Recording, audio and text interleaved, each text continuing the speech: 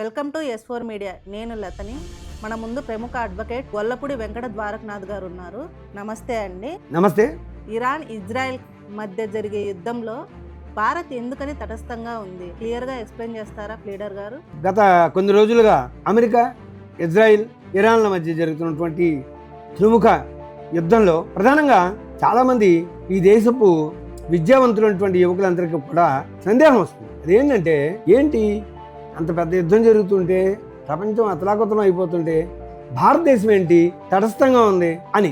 అంతేకాకుండా ఇలాంటి యువతని తప్పుదారి పట్టించే విధంగా భారతదేశంలో ఉన్నటువంటి బాధ్యతారహితమైనటువంటి ప్రధాన ప్రతిపక్షాలన్నీ కూడా భారతదేశపు తటస్థ వైఖరిని, మోడీజీ యొక్క ప్రభుత్వ విధానాలని వ్యతిరేకిస్తూ కొన్ని చోట్లయితే షియా సోదరులు బంధులు, బస్తానాలు, రాస్తారోకలు, ధర్నాలు.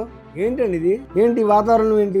అక్కడెక్కడో వాళ్ళు దెబ్బలాడుకుంటూ ఉంటే ఇక్కడ మన దేశంలో ఇరాన్ని సపోర్ట్ చేయమని చెప్పి ధర్నాలు, రాస్తారోకలు చేయడం ఏంటండి? ఇరాన్ అనే దేశము ప్రపంచంలోని అత్యంత పురాతనమైనటువంటి ఒక అద్భుతమైనటువంటి పర్షియన్ నాగరికతని సమూలంగా నాశనం చేసినటువంటి అత్యంత కిరాతకమైన దేశం. అర్థమైందండి? భారతదేశం రెండు ముక్కలుగా విడిపోవడానికి ప్రధాన కారణమైనటువంటి ఖిలాఫత్ ఉద్యమానికి మద్దతు ఇచ్చింది ఆ రోజుల్లోనే వాళ్ళంతా. ఈ దేశంలో సున్నీసు, షియాసు, ముజాహిదీన్సు అందరూ స్నేహంగానే ఉంటున్నారుగా, అందరూ బాగానే ఉంటున్నారుగా, వాళ్ళ మధ్యనే గొడవలు లేవు కదా. ఎందుకు ఈ విధమైనటువంటి ద్వంద్వ వైఖరిని అవలంబిస్తున్నారండి ప్రధాన ప్రతిపక్ష నాయకులారా? యుద్ధం ప్రారంభమవడానికి ముందు నుంచి ఒక 100 సార్లు ఇరాన్లో ఉన్నటువంటి భారతీయ విద్యార్థుల్ని 10,000 మందిని మీరు తిరిగి వచ్చేయండి రా బాబు అని ప్రభుత్వం బ్రతిమిలాడిందండి. ఈవేళ భారతదేశం యొక్క బాధ్యత లేని చర్యల వలన 10,000 మంది విద్యార్థులు అక్కడ రిస్క్ అయిపోతున్నారంటే ఎవరికి పుట్టిన బిడ్డ ఎక్కెడుతున్నట్టు ఊరుకుంటే ఎలా? మరి గల్ఫ్లో సుమారు 1.5 కోటి పైగా భారతీయులు ఉన్నారే. మనం ఈ యుద్ధంలో వేలు పెడితే గల్ఫ్లో ఉన్నటువంటి 1,50,00,000 మంది భారతీయుల పరిస్థితి ఏంటి? వాళ్ళు మనుషులు కాదా? వాళ్ళు ముస్లిం అవనండి, క్రిస్టియన్ అవ్వండి, జోరాస్ట్రియన్ అవ్వండి, పార్సీ అవ్వండి, జైన్ అవ్వండి, బుద్ధిస్ట్ అవ్వండి, అంబేద్కరిస్ట్ అవ్వండి, ఎవరైనా వాళ్ళు మన భారతీయులే కదా. వాళ్ళని కాపాడుకోవడం దేశానికి బాధ్యత లేదా? భారత తటస్థంగా ఉందంటే 190 కారణాలు ఉంటాయి. ఏమీ తెలీదు. సూపురేలు, బొట్టనేలు ఉందని పోస్టులు పెట్టేస్తారు. చేతిలో కర్ర ఉంది కదా అని ధర్నాలు, రాష్ట్రోగాలు, బంధువులు, వస్తానాలు చేస్తారు. ప్రతి ఒక్కడు తయారు. ఈ భారతదేశానికి అత్యంత ప్రభావశీలి అయినటువంటి విజ్ఞానవంతురాలైనటువంటి రాష్ట్రపతి ద్రౌపది ముర్ముజీ, ఆవిడకంటే మీకు ఎక్కువ తెలుసా? అంతర్జాతీయంగా భారతదేశం కీర్తి పతాకని ఎక్కడికో తీసుకెళ్లిపోయినటువంటి అద్భుతమైనటువంటి విదేశాంగ మంత్రి జయశంకర్జీ ఉన్నారే. భారతదేశం యొక్క రక్షణ కోసం త్రివిధాల అధిపతులు ప్రతి క్షణం చక్కని వ్యూహరచనతో ముందుకెళ్తూ అత్యంత సంసిద్ధంగా ఉన్నారని. ఎప్పుడు ఏ పక్క నుంచి ఏ విధమైనటువంటి దాడి జరిగినా తిప్పికొట్టడానికి మన సైనిక సోదరులందరూ కూడా సిద్ధంగా ఉన్నారు. తమ మాన ప్రాణాలని తులనప్రాయంగా అర్పించడానికి మహిళా సైనికులతో సహా. మణిపూర్లో గొడవలో అని నానా కారుకోతలు కూర్చారు పనికి మన కుప్పలు చాలామంది. వాళ్ళకి తెలియని విషయం ఏంటంటే భారతదేశపు ప్రధానమంత్రి యొక్క రక్షణ దళంలో ప్రధాన నాయకురాలు మణిపూర్ అమ్మాయి, IPS. అర్థమైందా? తెలిసి తెలియకుండా సూపుడేలు, బొట్టనేలు ఉన్నాయని మీ ఇష్టం వచ్చినట్టు కామెంట్లు, పోస్టులు పెట్టడం కాదండి. కొద్దిగా ఆలోచించారు. సుమారు 40,000 మంది అమాయకులైనటువంటి బాలికల్ని పాయిజన్ పెట్టి చంపేసిన నరహంతకుడు కొమేని. ఆయనకి నాకు ఆస్తగాదే లేవండి, నేను మామూలు మనిషిని కాబట్టి. అమాయకులైన ఆడపిల్లల్ని అత్యంత కిరాతకంగా చంపిన ఒక క్రూరుని, కిరాతకుడిని వ్యతిరేకిస్తాం. తప్పు జరుగుతున్నప్పుడు తప్పని ఖండించకపోతే ఎలా? మాకు తెలుసు, నా ప్రాణాలు రిస్క్లో ఉన్నాయని తెలుసు, ఏదో రోజు నా మీద అటాక్ చేస్తారని కూడా నాకు తెలుసు. అన్నిటికీ సిద్ధపడేగా చేస్తున్నాం. భారతదేశంలో హిందువులు, ముస్లిమ్స్, క్రిస్టియన్స్, భారతీయ ముస్లిమ్స్, భారతీయ క్రిస్టియన్స్ అందరం బాగానే ఉన్నాం. బయట నుంచి వచ్చిన వాళ్ళు మాత్రమే భారతదేశంలో ఉన్నటువంటి ప్రధాన ప్రతిపక్షాల యొక్క నేతలు బాధ్యతారహితం వలన, సరైనటువంటి ఏరియాలో నాలెడ్జీ లేకపోవడం వలన కొన్ని చోట్ల ఉద్రిక్తమైనటువంటి పరిస్థితులు ఏర్పడి ఉండదు. సిరియాలోను, జోర్డాన్లోను అక్కడ జనం చనిపోయినప్పుడు కొవ్వొత్తులు ర్యాలీలు చేసినటువంటి వ్యక్తులు. పెహల్గాంలో అత్యంత కిరాతకంగా కేవలం మతం పేరు చెప్పి ఏ మతస్థుడో తెలుసుకోవడానికి చేసి ప్రయత్నం చేసి మరీ అనాగరికంగా చంపేస్తే ఒక్క నా కొడుకు మాట్లాడలేదు సరికదా. యుద్ధం ఆపేశాడు మోడీ. మరికోటి ఫోన్ చేశాడు. బుష్ అంటే భయం, ట్రంప్ అంటే భయం, ఆడంటే భయం, ఈడంటే భయం. ఏమంటే 500% వరకు టారిఫ్స్ పెంచినప్పుడే భయపడలా. రష్యా దగ్గర చమురుకొనుకుంటాం ఆగండి బాగా.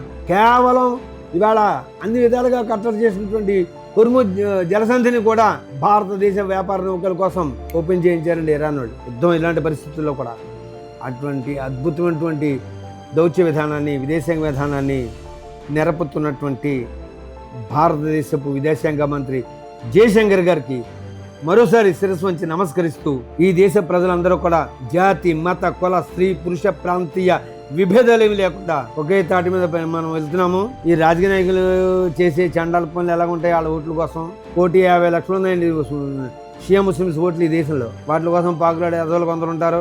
వాళ్ళని ఓటర్లుగా చూస్తున్నారు తప్ప మనుషులుగా ఎవరు చూడట్లేదు. వాళ్ళని మనుషులుగా గుర్తించే వ్యక్తుల కోసం మాత్రమే నేను మాట్లాడుతున్నాను. ఈరోజు భారతదేశపు తటస్థ వైఖరిని ప్రశ్నిస్తున్నటువంటి రాహుల్ గాంధీ, ఆయన తల్లి గారు, వాడి వెనకున్నటువంటి అంత్యవాదులు, ఓపెన్ ఛాలెంజ్ బై ద్వారకా వచ్చి నాతో కూర్చోండి. మీకు మోడీ గారును, అజిత్ దోవల్ గారును, జయశంకర్ గారును, ద్రౌపది ముర్ముజీ సమానం చెప్పక్కల్లా. నేనే కాదు, ఏ ఆర్ఎస్ఎస్ కార్యకర్తలు సరే మీకు సమాధానం చెప్పగలరు. పాకిస్తాన్లో వర్షం పడితే తాడేపల్లిగూడెంలో గొడుగులు వేస్తే తిరిగేవాళ్ళు ఉన్నారు. చైనాలో నూడిల్స్ తింటే చెన్నైలో తేనుపులు వచ్చేవాడు ఉన్నారు. అటువంటి యథోల మధ్యన మనం పెరుగుతున్నాం. అసలు ఈ కమ్యూనిస్టు కిరాతకు గుండాలు ఉన్నారు కదా, వాళ్ళకి సంబంధం ఏంటంటే ఈ దేశ ప్రజలు వాళ్ళు ఎప్పుడూ ఖాళీ చేయమన్నారు. పార్టీ పుట్టి 125 ఏళ్ళు అయింది, అది సాధించింది ఏం లేదు. కమ్యూనిస్ట్ పార్టీ పుట్టే సమయానికి దేశంలో ఉన్న పరిస్థితి అంటే సామాజిక పరమైనటువంటి పరిస్థితి కానీ, లేదా భూస్వామ్య వ్యవస్థకు సంబంధించినటువంటి పరిస్థితి కానీ, తాడితే పీడితే జనాల పట్ల జరుపుకున్నటువంటి దాడులు కానీ, అలాంటి పరిస్థితులు ఇప్పుడు లేవు. కాబట్టి ఈ దేశానికి కమ్యూనిస్టులతో ఇంకేం అవసరం లేదు. మీరు సామాన్లు సర్దుకోండి, మీ దుకాణాలు కట్టేయండి. మీరు కేవలము దేశ ప్రగతిని సాధించే పారిశ్రామికవేత్తల మీద, వ్యాపార వర్గాల మీద దాడులు చేసి రోడ్డు వసూలు చేసుకుని, లేదంటే స్ట్రైకులు చేస్తాం, బంధువులు చేస్తాం, బ్లాక్మెయిల్ చేసుకుని బతకడం తప్ప మీ వలన ఈ దేశానికి ఏమీ ఉపకారం జరగలేదు. ఒకే ఒక క్వశ్చన్ చెప్తాను భారతీయులారా, నా మిత్రులారా, భారతదేశపు తటస్థ వైఖరి వెనుక ఒక అద్భుతమైనటువంటి వ్యూహరచన ఉంది. ఈ దేశపు పౌరులు విదేశాల్లో ఉన్నటువంటి, ప్రత్యేకించి గల్ఫ్ దేశాల్లో ఉన్నటువంటి 1,50,00,000 మంది నా సోదరులు, హిందూ, ముస్లిం, క్రిస్టియన్, జోరేషన్ ఇందాక చెప్పాం కదా, వాళ్ళంతా ఉన్నారు. వాళ్ళందరినీ కాపాడుకోవడం మన బాధ్యత. ఇరాన్లో ఉన్నటువంటి 10,000 మంది విద్యార్థుల్ని కూడా మీరు వచ్చేయండి అని సుమారు 100 సార్లు చెప్పి, వాళ్ళు రాకపోతే మేమేం చేస్తాం? అంటే ప్రభుత్వం ఏం చేస్తాయి? అప్పటి వరకే ఎవరే అబ్బాయి ఆ దారం డెల్లకు అక్కడ ముళ్ళు గుచ్చుకుంటాయి. కాదు నేను వెళ్తానంటే కర్మ అని జాలి పడుతుంది తప్ప మేము చేయను. తల్లిదండ్రులు కష్టాల్లో ఉన్నప్పుడు నాన్న, అమ్మ నేను తోడున్నాను అనే కొడుకులు కావాలి.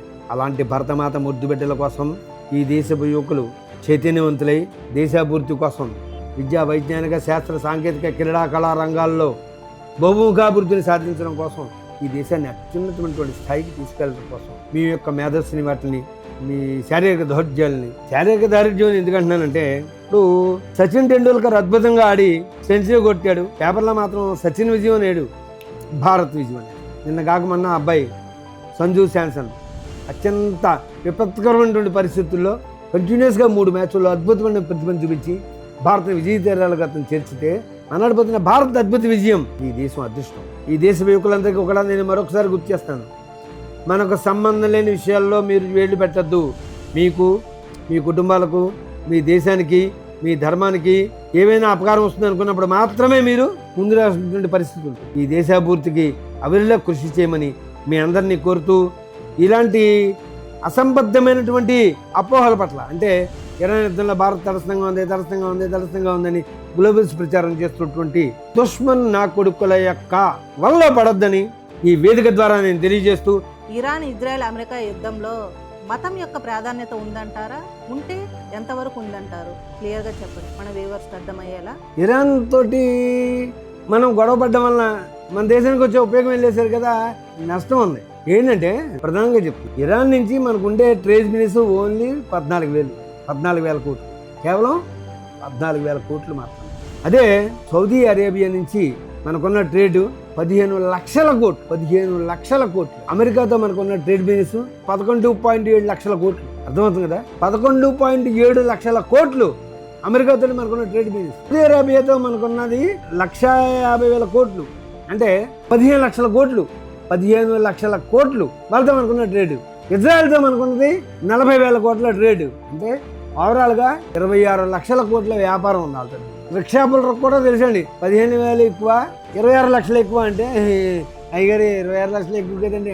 విదేశీ తొత్తులు పాడేసినటువంటి చిల్లర డబ్బులకి లొంగిపోయినటువంటి చాలా మీడియా వాళ్ళకి నేను చెప్తున్నాను, వాస్తవాల్ని ప్రమాదాన్ని తెలియజేయండి, వాస్తవాల్ని సమాధానానికి తెలియజేయండి. అభూత కల్పనతోటి మీ టీఆర్పీ రేట్స్ పెంచుకోవడం కోసం సమాజాన్ని తప్పుదారి పట్టించొద్దు. 11.7 కోట్ల ట్రేడ్, 11,70,000 కోట్లు అమెరికాతో ట్రేడ్, ఇజ్రాయెల్ తోటి 40,000 కోట్లు, 15 లక్షల కోట్ల రూపాయలు సౌదీ అరేబియా తోటి మనకి వ్యాపారం లావాదేవీలు ఉంటే, ఇరాన్ అడితే మనకు ఉన్నది లావాదేవీలు కేవలం 40,000 కోట్లు, 14,000 కోట్లు. 14,000 కోట్ల వ్యాపారం కోసం 26 లక్షల కోట్ల వ్యాపారాన్ని పాడు చేస్తున్నామా? తెలివినోడు చేసే పని కాదు అదేమి. భారతదేశం అభివృద్ధి చెందుతున్న దేశం అనే మాట అబద్ధం. భారతదేశం అభివృద్ధి చెందిన దేశం.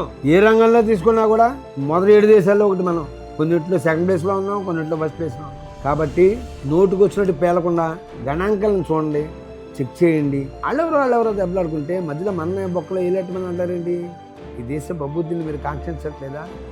ఒక యుద్ధం జరిగితే ఎంత ఒత్తిడి పెరుగుతుందో తెలుసా ఆర్థికంగా? ఇవాళ ప్రపంచంలో రక్షణ వ్యవస్థలో అత్యంత కీలకమైన దేశాల్లో భారతదేశం. ఒకప్పుడు తొడుక్కోవడానికి బూట్లు కూడా లేని సైనికులు, వేసుకోవడానికి బుల్లెట్ ప్రూఫ్ జాకెట్లు లేనటువంటి సైనికులు ఉన్నాయి ఈ దేశంలో. సియాజిన్ గ్లేజియర్ లాంటి అత్యంత ప్రమాదకరమైనటువంటి పరిస్థితులు, అంటే అక్కడ 90 రోజుల కంటే ఎక్కువ ఎవరూ డ్యూటీ చేయలేరండి. అలాంటి ప్రదేశాల్లో ఈ దేశ సైనికులు పహరాకాస్తున్నారు దేశ రక్షణ కోసం. అమ్మ భరతమాత రక్షణ. ఎలా వంకర తింకరగా ఉండే తుపాకులైపోయి అద్భుతమైనటువంటి ఆయుధ సంపత్తిని ఈ దేశ సైనికులకి అందజేసినందుకంతా ఈ ప్రభుత్వం. భారత్ మాతాకి జై. థ్యాంక్ యూ అండి.